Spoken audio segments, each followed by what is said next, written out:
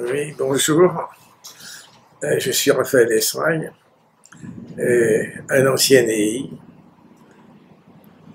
Mon totem est musaraigne joviale des eaux froides du rail. Belle histoire. Je suis rentré aux EI à l'âge de 11 ans, c'est-à-dire en 1936. C'est donc déjà bien loin. Et pourtant, la mémoire est encore un peu vivace à ce niveau-là. Et pourquoi? Parce que j'étais un petit garçon qui vivait à la Croix-Rousse, à Lyon, et j'avais des parents qui malheureusement n'étaient pas particulièrement fortunés.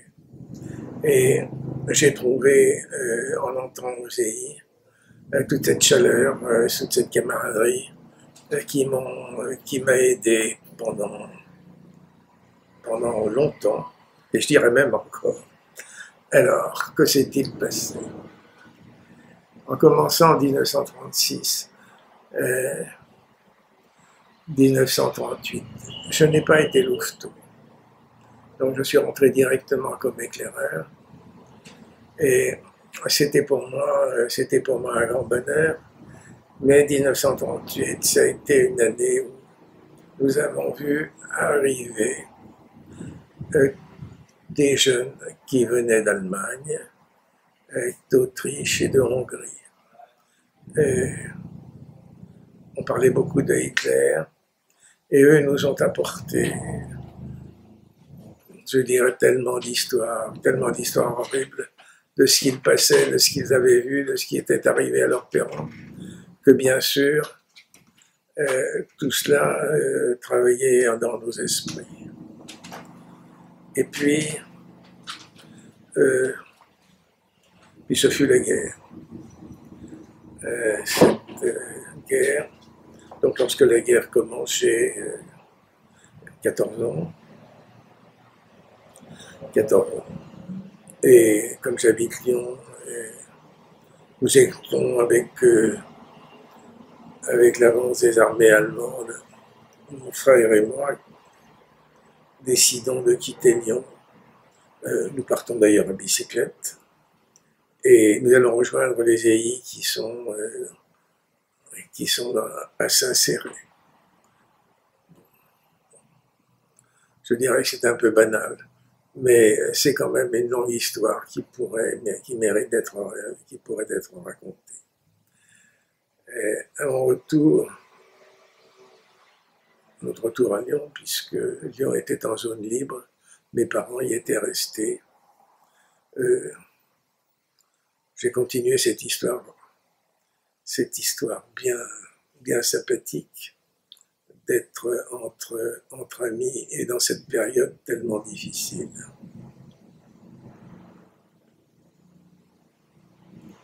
Et à ce moment-là, j'ai commencé à devenir routier, c'est-à-dire à partir de la période de l'âge de 15 ans.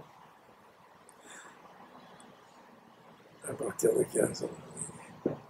Et petit à petit, la guerre avançant, nous étions plongés, je dirais, dans toutes ces difficultés.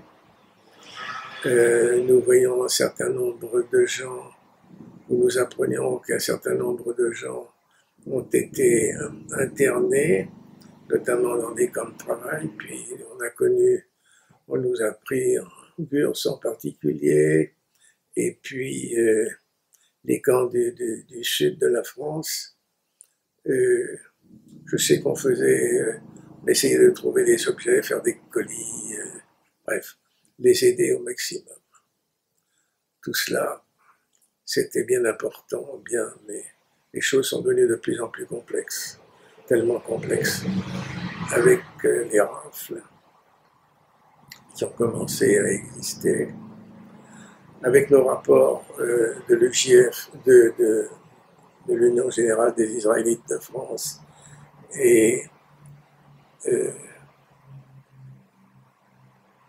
avec les rapports que nous avions avec cet organisme qui n'était pas direct, bien sûr, nous n'avions pas de rapport direct, mais plusieurs de nos amis y étaient, ou y travaillaient, et c'est d'ailleurs après la rafle de la rue des Capucines à Lyon, la rafle à l'Union des... c'est pas l'Union, comment ça s'appelle? Décidément, l'Union... À Louzé, non? Pardon? À Louzé? Non, Non. c'était l'Union... Tu peux pas couper ça après, si, tu peux ou C'est pas grave, vas-y, continue. Si, on va le couper si vous voulez. Alors, décidément... Il y a le mouvement des jeunesses non, c'était pas un mouvement... l'organisation de combat. Non, c'était le truc de Xavier Vallat. Bon. Bref. C'est pas l'UGIF, non. Pardon? C'est pas l'UGIF? Si, c'est l'UGIF. C'était l'UGIF, oui, c'était l'UGIF. Bon, après la rafle de l'UGIF, les choses... C'était en quelle année, la rafle de l'UGIF? Ça devait être en fin 42 ou début 43, je ne sais plus exactement. Il y a eu la rafle de Sainte-Catherine en 1943. Ah oui, c'est la rue Sainte-Catherine. La rue Sainte-Catherine. Puis il y a eu l'arrestation du rabbin, comment il s'appelle, Schoenberg. Bon. Et tout cela, à ce moment-là, on arrive en 1943. J'étais responsable d'un clan qui s'appelait le clan des Tisons. Et bien sûr, petit à petit, quelques-uns d'entre nous nous sommes dirigés ou orientés au maximum vers l'aide des Juifs en difficulté. En ce qui me concerne, je suis directement rentré dans la 6e. Donc d'une façon un peu indépendante, on était séparés pratiquement. Il y avait à la fois les EI d'un côté et puis la 6e de l'autre. Et donc moi je suis rentré dans la 6e dès juin 1943. Et mon rôle était surtout de faire des faux papiers. J'étais étudiant, je commençais à être étudiant à ce moment-là, et à commencer une double vie. Double vie à la fois difficile, à la fois aussi comment dirais-je, nous étions mûris avant l'âge. Nous n'avions pas, je dirais, les rapports et la vie de jeunes gens des autres, on en était très loin. Et dès 1943, j'ai travaillé directement avec plusieurs personnes à Lyon, avec Marcel Gerson, qui était lui des permanents. Ensuite, il y a eu Roger Appel. Avant, il y a eu un petit moment une personne qui s'appelait Durand, je ne sais pas quel était son vrai nom, en fait, avec Durand. Ensuite, j'ai travaillé avec Roger Appel, et c'est ainsi qu'avec Roger Appel, moi je m'appelais à ce moment-là Raoul Paul Cabanel, né à Montauban en 1924. J'avais de vrais faux papiers qui m'avaient été confectionnés d'ailleurs par la préfecture. Et donc, Raoul Paul Cabanel avait une vie double, qui était celle d'étudiant d'un côté et celle de faussaire de l'autre. Pas facile, pas facile, mais on l'a fait dans des conditions,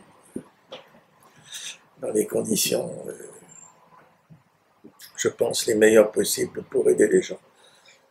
Et c'est ainsi que, bon, je ne vais pas raconter toutes les histoires qui sont arrivées parce qu'elles sont tellement nombreuses. Non, mais au moins une. Au moins une. Eh bien, parmi les histoires, il y en a une qui est qui est tout de même intéressante. Pendant un moment, le siège de la 6e à Lyon se trouvait derrière l'hôtel Royal, c'est-à-dire, il y a l'un des plus grands hôtels de Lyon de l'époque, l'hôtel Royal, place Bellecour, et il y a une entrée, une immense porte cochère où les chevaux pouvaient rentrer autrefois. Et il y avait un petit escalier qui montait au-dessus de l'hôtel Royal où il y avait quelques chambres de bonne. Et nous avions tout notre laboratoire de papier là. Et puis, qu'est-ce qu'il y avait dans l'hôtel Royal? Eh bien, il y avait la commission d'armistice allemande. Donc, on venait gentiment, les petits étudiants qui étaient là-haut. On était d'ailleurs assez tranquilles. Donc ça se passait bien jusqu'au jour où un de nos camarades s'est fait arrêter. Et dès lors, eh bien, nous avons été obligés de déménager et nous avons fait je dirais un trafic de valises parce que nous avions beaucoup de matériel. Les EI là à Lyon, enfin la 6e à Lyon était quand même, c'était un point régional important. Et donc, on a transporté tout ce matériel, on est à la barbe des Allemands qui étaient là. C'était pas mal. Il fallait quand même un peu de courage et un peu de culot tout de même. C'est ainsi que nous sommes allés ailleurs chez une autre dame qui était 4 places des Célestins, où Roger Appel avait loué, enfin, soi-disant une chambre pour lui, plus le reste. C'était 4 places des Célestins au 3e étage. Et c'est là où, un jour du 8 janvier 1944, je me suis fait arrêter en revenant de l'école. À ce moment-là, j'étais rentré à l'école centrale de Lyon. Et j'ai été arrêté donc le 8 janvier 1944. Paul Cabanel, le 8 janvier 1944, s'est vu entouré par la milice et la Gestapo. C'est curieux, n'est-ce pas? Milice et Gestapo ensemble. Et le chef de la milice était un monsieur qui a été ensuite qui a été très connu d'ailleurs, qui s'appelait Francis André. Francis André, c'était l'un des rares qui travaillait directement avec la milice. Et donc j'ai été arrêté là, sous le nom de Raoul Paul Cabanel, mais j'avais dans mes poches beaucoup de petites photos pour les gens qui étaient derrière. Alors, c'était des jeunes, parce que moi, je me suis occupé à la fois des EI, des Juifs, beaucoup des Juifs, mais aussi des autres, et notamment parmi les étudiants, certains pour aller au maquis, certains pour éviter le STO pour d'autres. Donc j'ai fait également. Et il se trouvait que là, c'était des jeunes. Et j'ai dit, mais j'appartiens à une association sportive. Je fais des papiers. Enfin, je fais des papiers. J'ai dit, c'est pour aller faire leur carte. Bon, bien.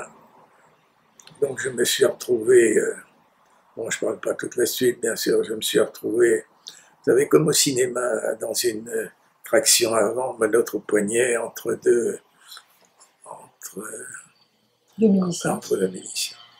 Et c'est ainsi que je suis allé à l'école de santé militaire, que je suis passé au supplice de la baignoire, interrogatoire, nanana.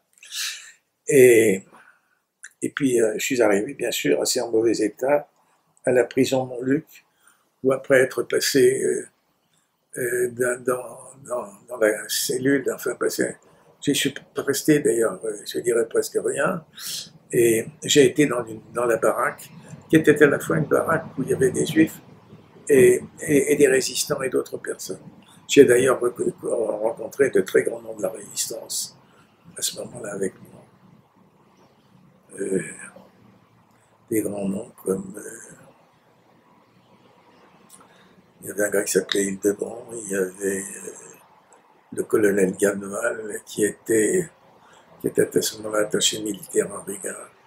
Il y avait le chef du réseau Marco Polo. Bref, il y avait fait un tas de monde intéressant.